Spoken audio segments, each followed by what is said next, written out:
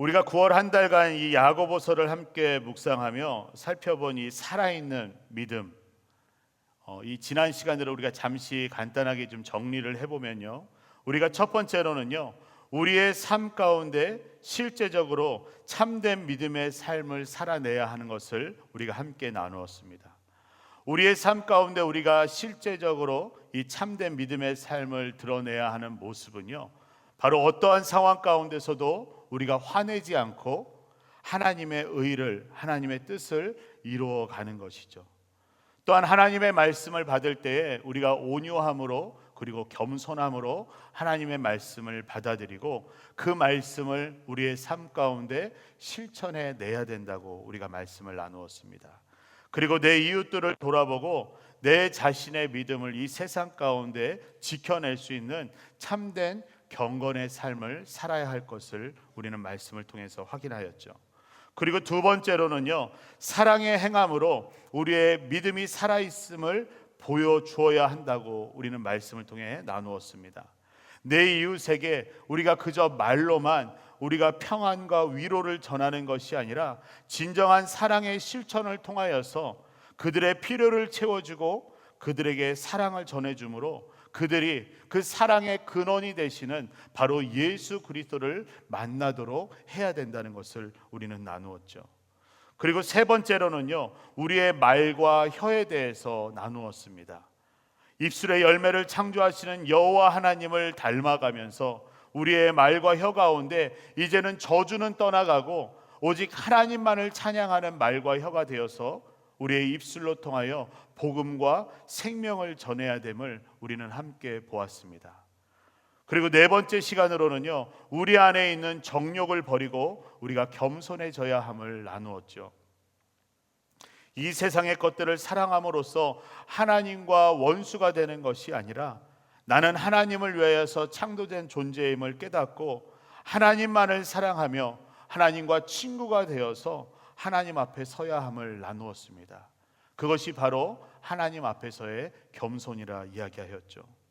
우리는 겸손한 믿음의 행함을 통하여서 하나님의 더 큰 은혜를 받고 하나님께서 더 가까이 오시며 주 안에서 나와 내 삶을 높여주시는 그 놀라운 은혜를 경험하게 되는 것을 우리는 말씀을 통하여서 확인하였습니다. 그리고 마지막으로 오늘 우리는요, 우리의 살아있는 믿음을 증명해 보이기 위해서 믿음의 기도를 멈추지 말아야 할 것을 나눌 것입니다.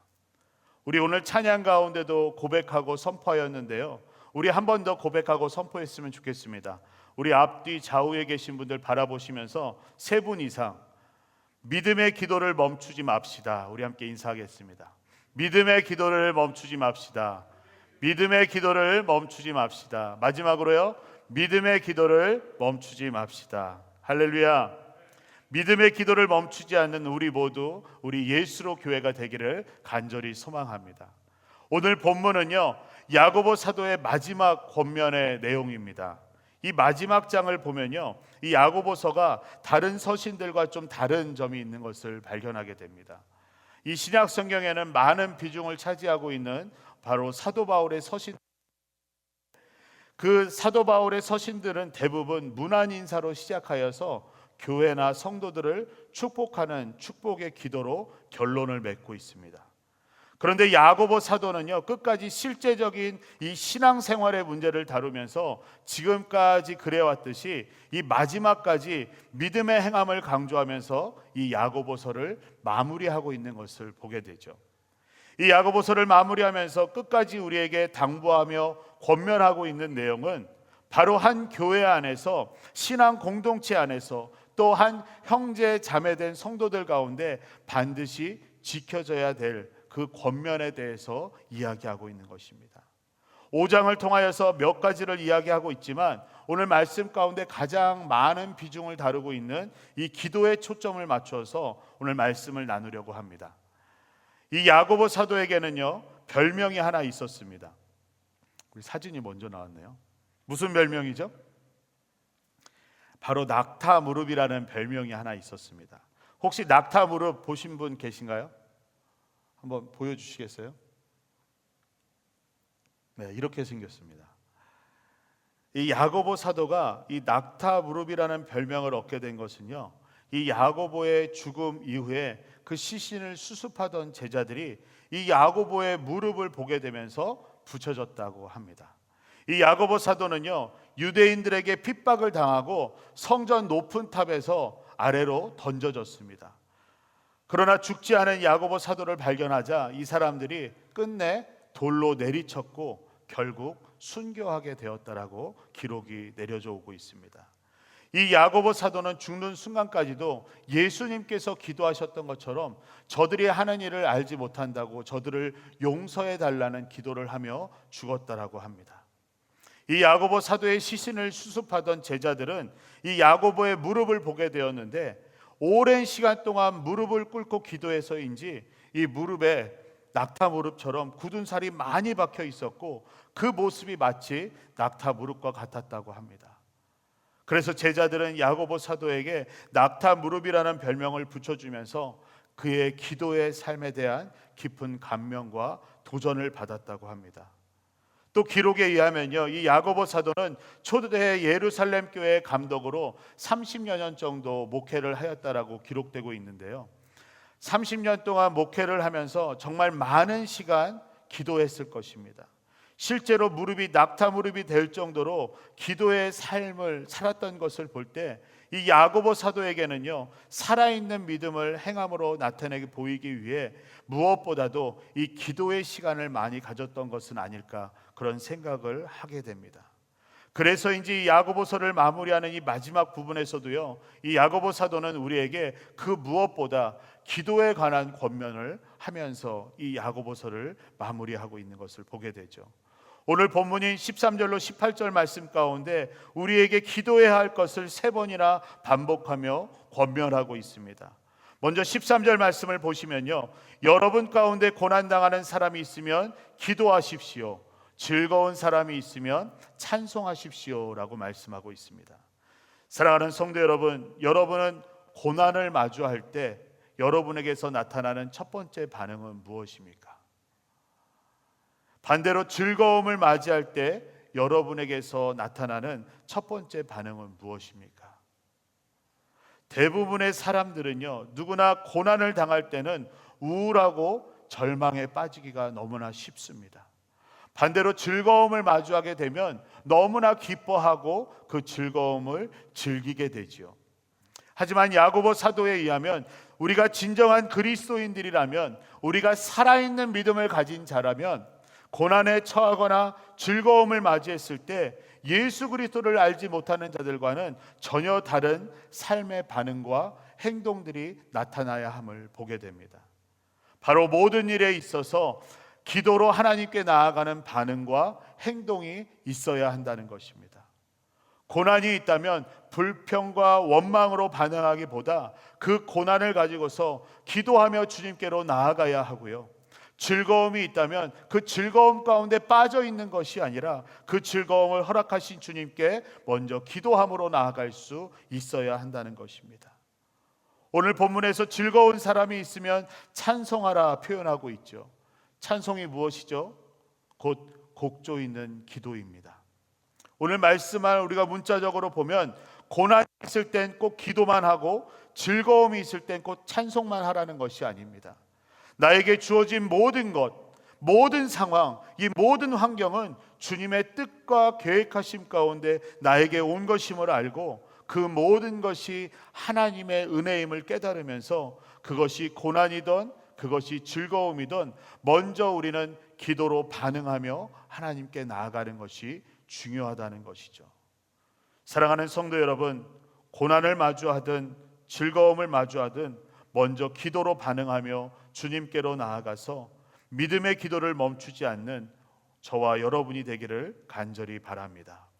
대부분의 사람들에게요, 이 고난을 마주한다는 것은 여러 상황들이 있지만 그 중에서도요, 이 질병과 사고로 인하여서 병을 얻게 되어서 고난 중에 있는 사람들이 많은 비중을 차지할 것입니다. 이 야고보 사도는요, 고난의 때에 기도할 것을 권면하면서 좀 더 자세히 병든 사람들을 위하여 우리가 합심으로 기도하라고 권면하고 있습니다. 본문 14절 보시면요, 여러분 가운데 병든 사람이 있으면 교회의 장로들을 초청해서 주의 이름으로 기름을 붓고 그를 위해 기도하게 하십시오라고 말씀을 기록하고 있습니다. 여기서 병든 사람의 표현에 대해서는요, 우리가 영적으로 병든 자, 육체적으로 병든 자를 생각해 볼 수가 있습니다. 영적으로 병들어 있는 자는 어떠한 자입니까? 그의 믿음이나 양심이 도덕적으로 연약하여서 바로 사단에게 그 영이 사로잡혀 있는 자라 할 수가 있습니다. 또한 육체적으로 병든 자는 어떤 자이죠? 누구나 보아도, 우리가 눈으로 보아도 실제로 신체 가운데 질병이 있는 것을 알 수 있듯이 육체적 병에 걸린 자입니다. 그런데 이 말씀을 계속해서 보면요, 주의 이름으로 기름을 붓는다는 표현이 나옵니다. 당시에 육체적으로 질병에 걸린 자들에게 기름을 붓는 것이 당시의 관습과 의술이었습니다. 우리가 영적으로든 육적으로든 모든 병든 자들을 위해서 우리가 기도해야 하지만 오늘 본문에서 보면요, 특별히 육체적으로 고통 가운데 있는 사람들을 위해서 우리가 함께 기도해야 함을 이 야고보 사도는 전하고 있는 것입니다. 우리가 마가복음 6장을 참고해서 보면요, 예수님께서 제자들을 모으셔서 둘씩 짝지어 전도하러 내보내시는데요, 예수님의 능력을 주시고 이 제자들을 세상 가운데로 내보내십니다. 이 제자들이 나가서 복음을 전거하기 시작하는데요, 그 가운데 귀신이 떠나가며 많은 병자들을 기름을 발라서 고쳤다라는 말씀이 나옵니다. 바로 마가복음 6장 12절로 13절의 말씀인데요, 우리 함께 읽어보겠습니다. 제자들이 나가서 회개하라 전파하고 많은 귀신을 쫓아내며 많은 병든 자에게 기름을 발라 고치더라. 아멘. 또한 누가복음에서도요, 강도 만난 자에게 사마리아인이 다가가서 그에게 기름과 포도주를 바르면서 치료해 주는 장면이 나옵니다. 마찬가지로 누가복음 10장 34절의 말씀인데요, 가까이 다가가 상처에 기름과 포도주를 바르고 싸맸다라고 말씀을 기록하고 있습니다. 이 야고보 사도는요, 우리가 기도함에 있어서도 기도만 하는 것이 아니라 정말 그들에게 필요한 치료를 함께 하면서 그들을 위해 기도하는 모습을 이야기하고 있는 것입니다. 이러한 의미에서 이 말씀을 다시 한번 보면요, 교회 가운데 성도들이 질병으로 인하여서 고난 가운데 있다면 먼저 교회의 목사와 장로들에게 기도를 요청해야 한다는 것입니다. 그리고 목사와 장로들은 성도들을 돌아보면서 저들의 상처를 치유해 주거나 그들의 필요를 채워주면서 그들이 낫기를 위해, 그들이 회복되기를 위해, 그들 가운데 그 고난이 떠나가기를 위해 함께 기도해야 된다는 것입니다. 이 말씀에서는 장로로만 표현되고 있지만 의미적으로는요, 목사와 장로 모두를 지칭하는 표현입니다. 바로 목사와 장로는 하나님께로부터 기름 부음 받아서 안수하여 세워진 영적인 권세가 있는 자들입니다. 이 목사와 장로들의 직무는요, 바로 교회와 성도들을 돌보는 일이죠. 그러기에 성도를 위해서 기도한다는 것은 너무나도 당연한 일입니다. 성도들은 고난 중에 있을 때, 질병으로 고통 가운데 있을 때 언제든지 이 목사와 장로에게 기도 요청을 해야 하고요, 또 교회는 합심으로 함께 기도해야 하는 것입니다. 이러한 기도의 관계와 모습이 성도와 교회 가운데 살아있는 믿음을 드러나게 하는 그 증명이 되는 모습입니다. 성도로서 기도를 요청하는 것은요, 하나님을 향한 갈망이 있는 것이고 또 그 가운데 갈급함과 감사하는 믿음이 살아있다는 반응입니다. 살아있지 않으면 이 기도조차 요청하지 않는 것이죠. 또한 목사와 장로들에게는요, 성도들을 위해서 기도하는 것 자체가 이들이 영적으로 살아있음을 나타내는 반응입니다. 사랑하는 성도 여러분, 저와 장로님들에게 계속해서 기도의 부탁을 하시기 바랍니다. 고난이나 질병이라면 주저하시지 마시고 말씀해 주시고요, 좋은 일이 있다면, 즐거운 일이 있다면 더 좋습니다. 언제든지 얼마든지 기도의 요청을 해주시기를 바랍니다. 우리가 서로에게 기도를 부탁하면서 함께 기도함으로 우리의 믿음의 기도를 멈추지 않기를 간절히 바랍니다. 계속해서 말씀을 보시면요, 야고보 사도는 우리에게 믿음의 기도의 중요성을 이야기해 주고 있습니다. 우리가 드리는 기도에는 당연히 무엇이 있죠? 믿음이 동반됩니다. 전능하신 하나님을 믿기에 우리는 기도하는 것이고요, 하나님 앞에 나아갈 수 있는 것입니다. 믿음이 없는 잘못된 기도는 바로 우리의 정욕을 위해서 드리는 기도이죠. 우리의 온전한 기도는요, 전적으로 하나님을 신뢰하기 때문에 하나님께 믿음으로 나아가는 것입니다. 오늘 본문 15절로 16절의 내용을 보면 질병과 죄의 문제에 대해서 비유로 이 기도를 이야기하고 있는 것을 보게 됩니다. 먼저 15절의 말씀 우리 함께 읽어볼까요? 믿음의 기도는 병든 사람을 낫게 할 것이며 주께서 그를 일으키실 것입니다. 비록 그가 죄를 지었을지라도 용서받을 것입니다. 아멘. 우리가 생각해 볼 때 이 세상의 모든 병은요, 죄로 말미암아 온 것이 아닙니다. 우리가 성경을 통해서 보아도요, 하나님의 영광을 위해서 태어날 때부터 죄와는 전혀 상관없는 병을 가지고 태어나는 사람도 있는 것을 보게 되죠. 죄를 짓지 않았어도 병이 나기도 합니다.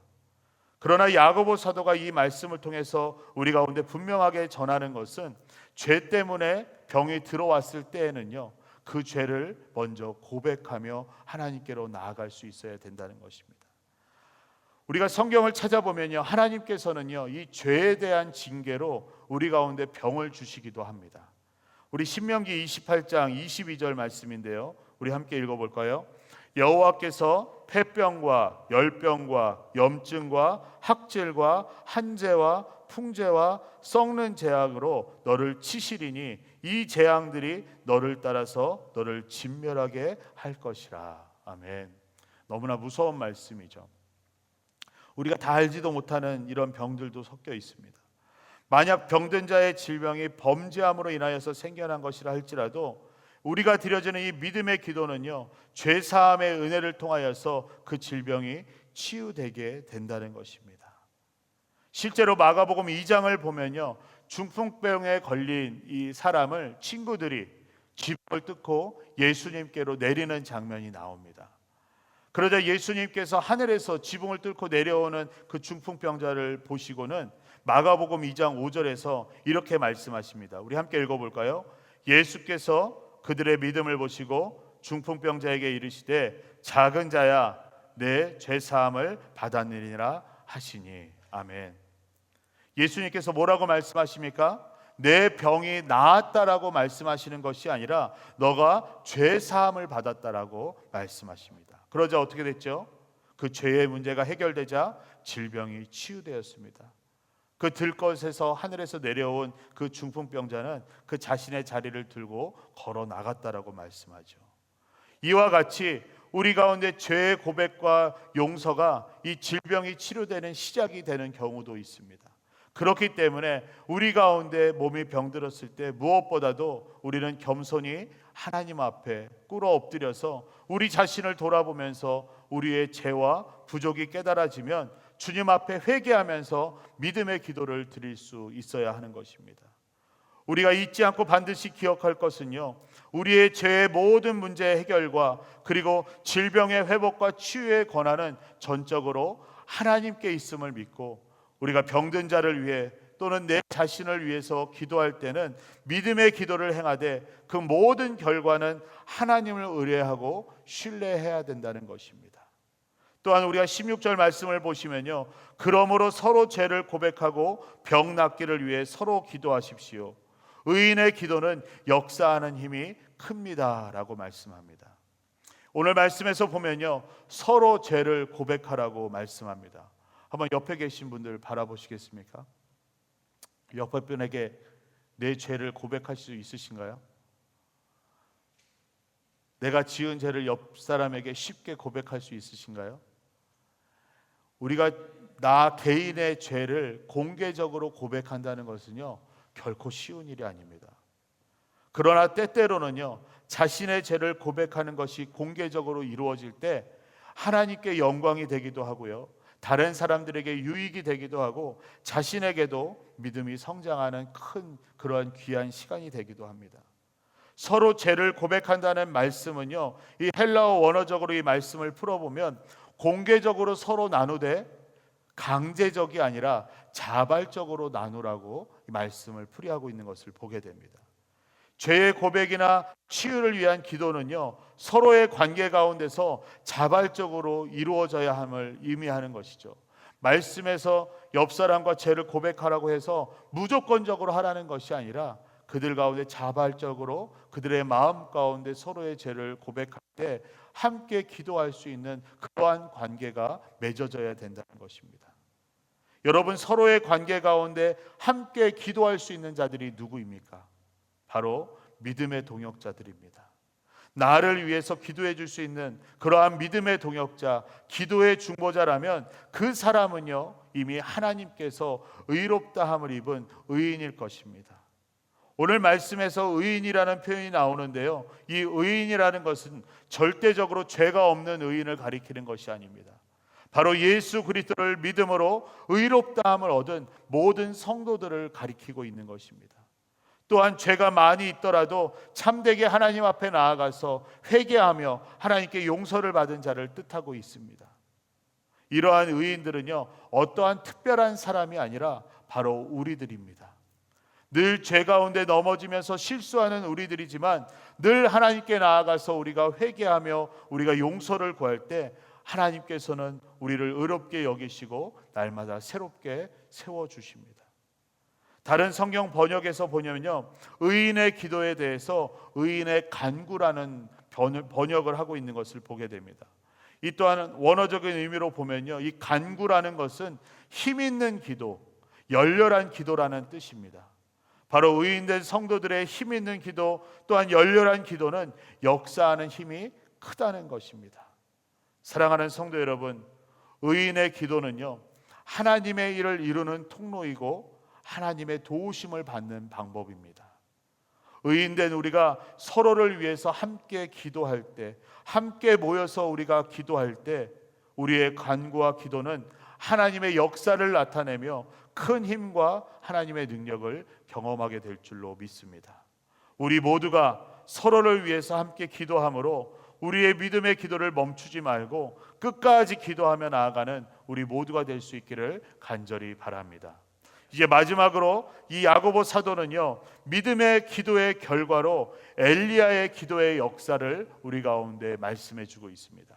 우리 17절로 18절 말씀 우리 함께 읽겠습니다.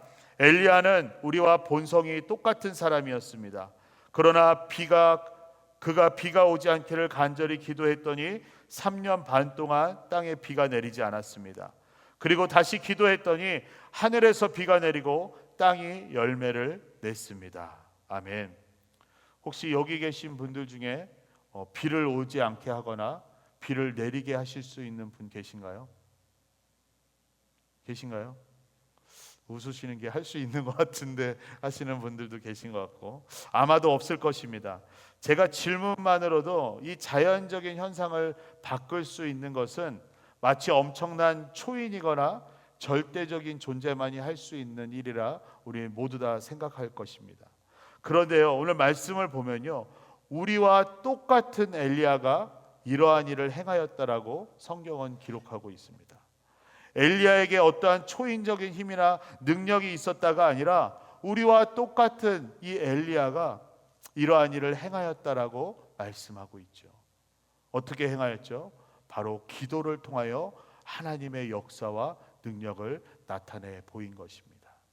이 야고보 사도는요, 이와 같이 믿기 놀라운 일을 한 이 엘리야의 기도를 한 문장으로 표현하고 있습니다.